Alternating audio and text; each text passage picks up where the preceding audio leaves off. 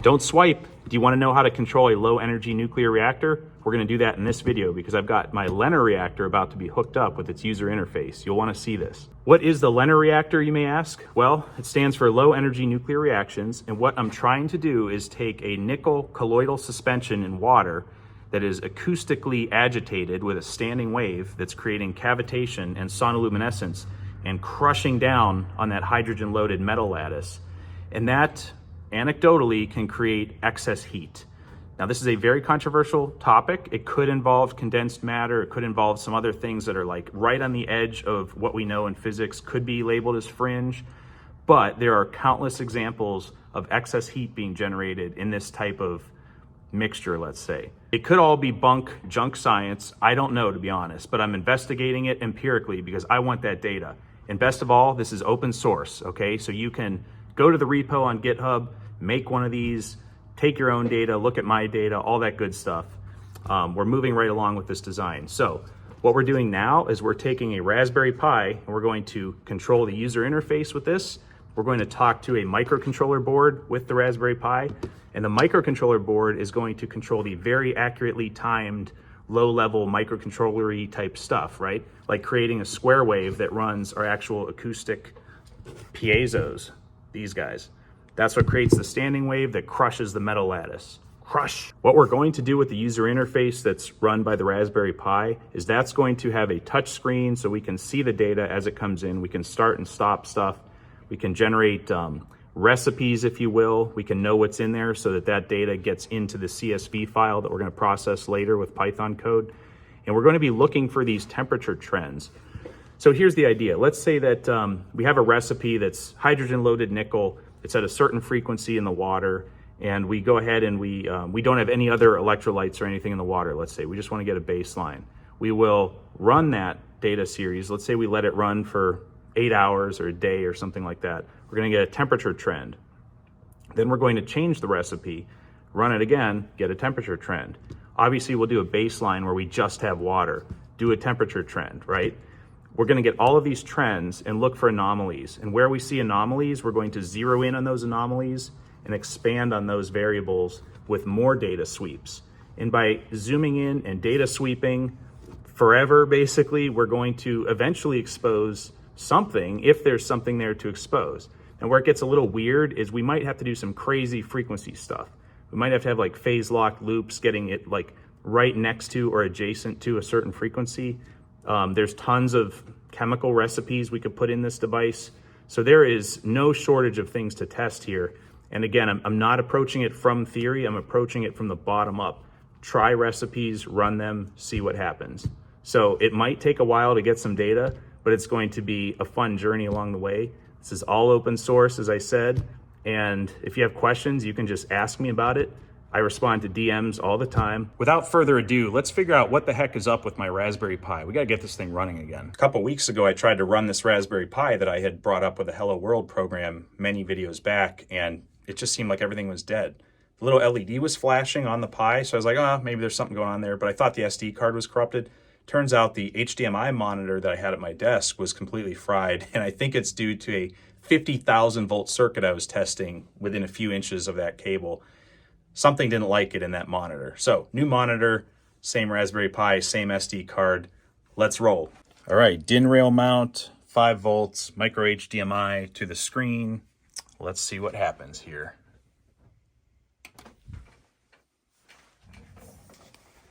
Got LEDs, that's good. Oh, it's a good sign right there. That's a great sign. Really good sign. Yes, yes, that's what I want to see. This is great. Really hope I wrote down this username and password. There we go. Username, toroidal moment, password, coherent matter. Right? That's a great sign right there because I don't have to image a new SD card on my PC, so it saved me like 45 minutes of configuration and all that jazz. Okay, here's how this goes. When you're a generalist like me, you've got Raspberry Pi, VS Code, ChatGPT, and we're literally going to vibe code up a Tkinter window for the Raspberry Pi and do the iterating from ChatGPT to VS Code And then VS Code is connected through SSH to the Raspberry Pi on my local area network. The reason for this setup and the fast vibe code iterating here is because I'm not just warming a desk for some billion-dollar company. No. I earn every dollar here at Aqua Engineering, so my time is like super expensive and valuable. So vibe coding it is if it's an unpaid project. Let's roll. I'm just going to show you how I bring this up using ChatGPT. I'm just going to read my prompt, okay? So basically what we started with here is, please code up a Hello World to Kinter program for my Raspberry Pi LENR controller. This will ultimately run on the official 7-inch Raspberry Pi touchscreen, so it should have a window size and widget sizes that don't become too large for the small 7-inch screen. I'll be iterating with you, placing code in VS Code SSH to my Pi at my desk. Here are the features I need you to frame out for this bring up effort. First, user needs to be able to name a file. Please append an underscore and then a UUID to the end of the user's file name. That's a unique identifier to every file, and you'll never run out of those. User needs to be able to enter a bunch of data into the test configuration. We should do this as a form, and it may get quite long. To start, we need to know the following from the user: technician name, company or organization, autofill it with the system clock for the date, reactor description, bulk medium description, colloid description, moderator description, intensifier description, drive voltage waveform, drive voltage max voltage peak to peak, setup test description. Finally, the full UUID, same as in the name of the file, needs to be included in this data. All of the data must be saved in a CSV file to a folder called LENR data. We should use the File, Edit, and Help menu system. File should only have a new test, close window. Edit should have defaults menu, where the default value for any relevant autofill items can be changed. And Help should have an About section with my info in it, so that you all know that I wrote this. Even though it's open source, you know, I like a little bit of credit here, right? We need a running plot that updates every second with all of the following data values: thermocouple 1, piezo 1, piezo 2, heater 1, optical sensor 1, and timestamp. And then we'll go ahead and expand optical sensor 1 to be more spectral data from that Bremsstrahlung, lung, probably using that little integrated spectral sensor that we did in that other short video with the Zal RP2040 board. The data graph should be white fine lines on a black canvas and should take up the whole left 2/3 of the screen. Remember, this is a little 7-inch touch screen, so we have to be very mindful of that. The right third of the screen will have a start data and a stop data button that toggle within the same button. Start data is green, stop data is red. Upon stopping the data, the file is saved. If start data is pressed again after stopping, data will be appended to that same file again. The only way to start a new file is through File, New Test menu.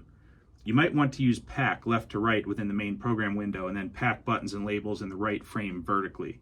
This has to do with like Tkinter stuff that I've suffered through years ago, so I just want to give it a hint there so we don't end up with a grid. I'm not a fan of grids in Tkinter, very technical. Be sure to organize the Tkinter pack commands very clearly, as we will build on this in the future. I've had bad luck with the grid commands in Tkinter. Feel free to make any style adjustments, color suggestions, and improvements to this if they are reasonable.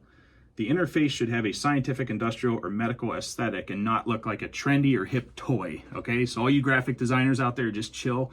We want this thing to look like it's from like 2002, okay? In my opinion.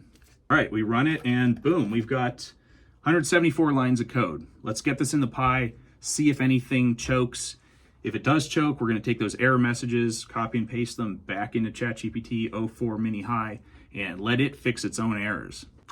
VS Code wouldn't let me save to my Pi that I'm SSH'd into, some permissions thing. This is where I completely choke on this stuff. I'm a firmware guy, and this stuff just frustrates me to no end.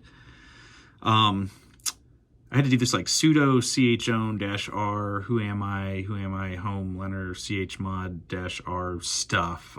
I know nothing about that. Not my strong suit. It's very possible that I'm under a man-in-the-middle attack here, too. And there could be like some boy parked outside on my local area network in between me and my Pi. So it's possible, because I got a warning about that when I tried to SSH in, because when I repowered up this Pi with its same SD card, the SSH link from my computer was broken. And I don't know, could that happen just because I changed an HDMI monitor? That seems kind of suspect. So I don't know, we'll see. Maybe a man-in-the-middle attack. Keep an eye out. Here's the AI debate in full view. Let's see how dirty it did me. All right, ls. All right, Python 3, LENR control .py. What do you think? Is it gonna work?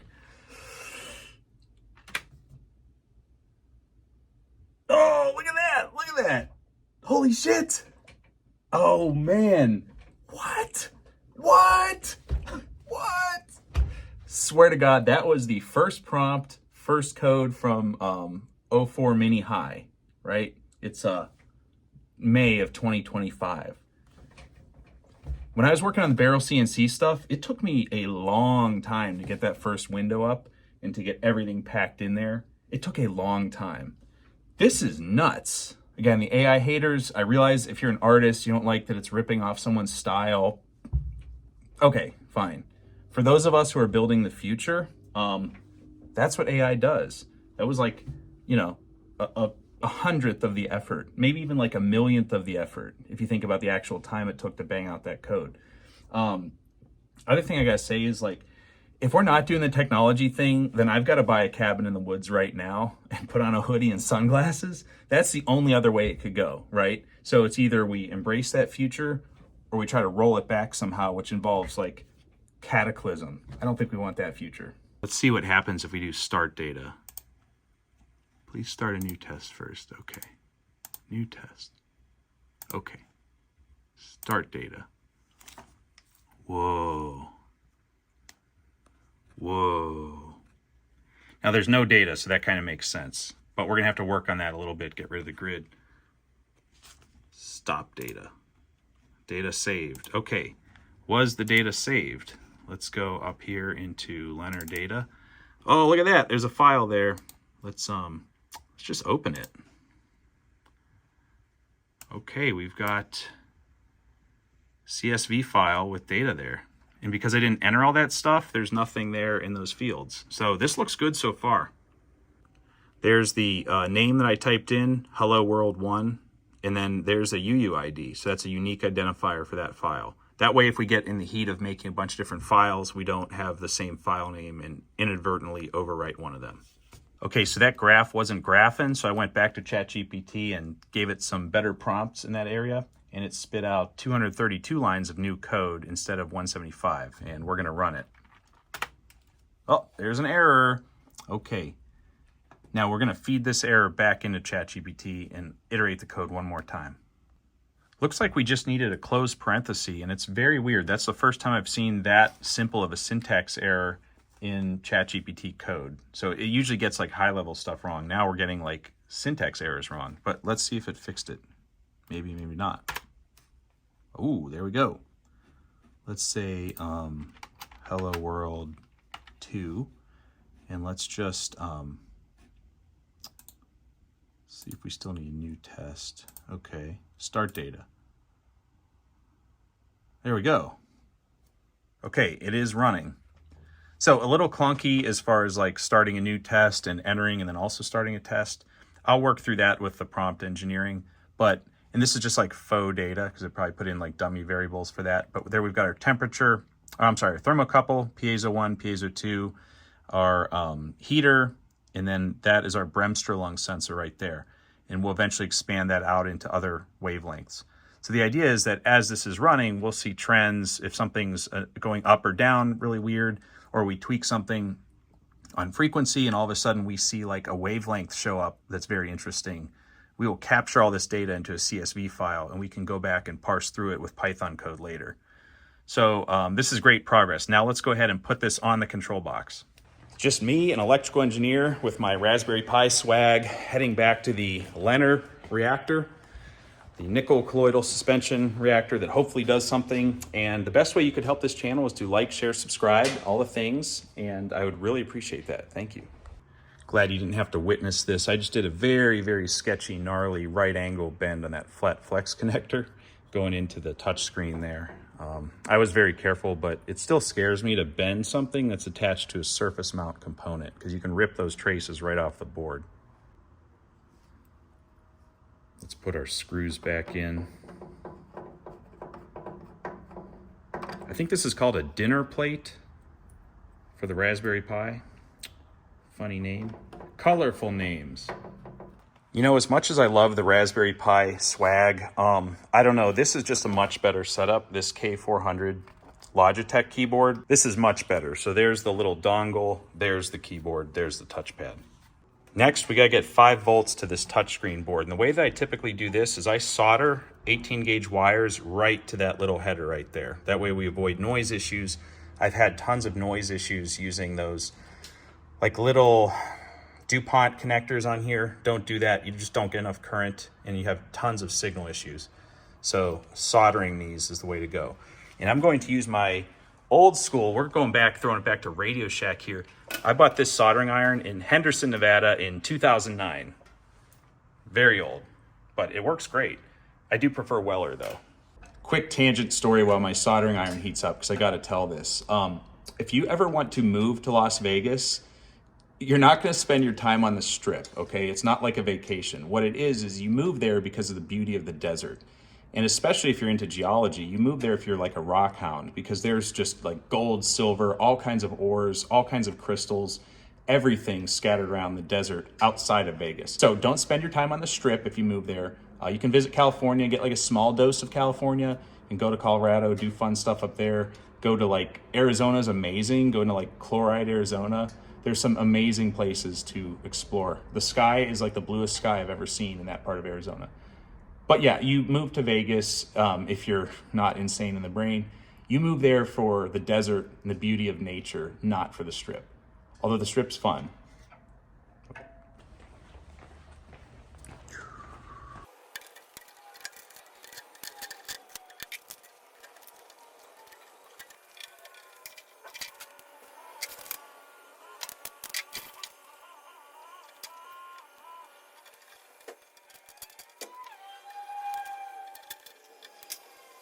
Here's a quick project status update. So we've got our 48 volts, 24 volts, 5 volts. We've got terminal blocks arranged with fuses. We've got our 2 inductors. We've got our stepper motor drivers. These aren't connected up to the piezos yet. We've got our 5 volts going to both the touch screen and the Raspberry Pi. Now we should be able to plug this in and not let the smoke out of the box. Let's just do it.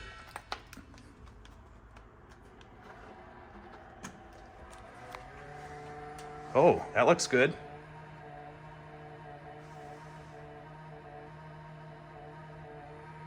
Little cursor, that's good. There we go. All right. That is big progress here. Let's just ignore this noisy ass fan in here. It's from this guy. I might just replace that power supply.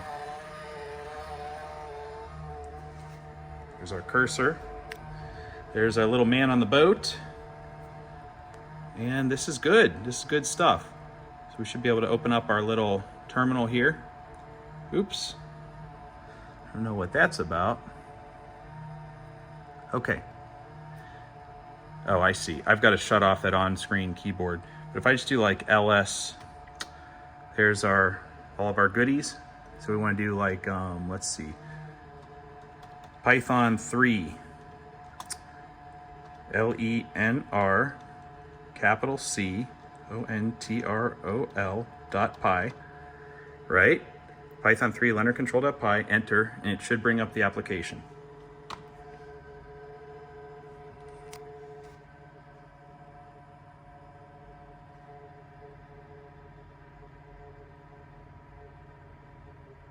Oh, look at that. There it is. Okay. All right, so we've got some window sizing stuff to play with here. But let me try to open this up the whole way. There we go. There's our start data.